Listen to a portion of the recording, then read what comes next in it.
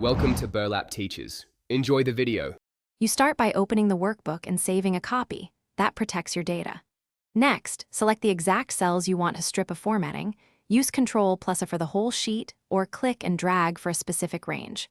Once you have a selection, check whether you need to preserve formulas versus values.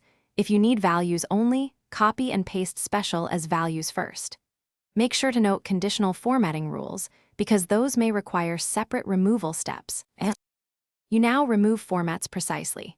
From the Home tab, choose Clear, then Clear Formats to strip fonts, fill, borders, and number formats from the selected cells. This leaves values and formulas intact. If only one style needs copying, use Format Painter to apply it to other areas. This saves reformatting step by step. Also inspect conditional formatting rules under Home Conditional Formatting. Clear rules from selected cells or the entire sheet. Once done, review number formats to ensure dates and currencies display correctly. You finish by verifying that data and formulas behave as expected. Test a few calculations and date displays. If something looks wrong, use Undo immediately or reopen your saved copy to restore prior formatting. Make sure to check workbook themes and cell styles, because theme overrides and custom number formats can reapply appearance.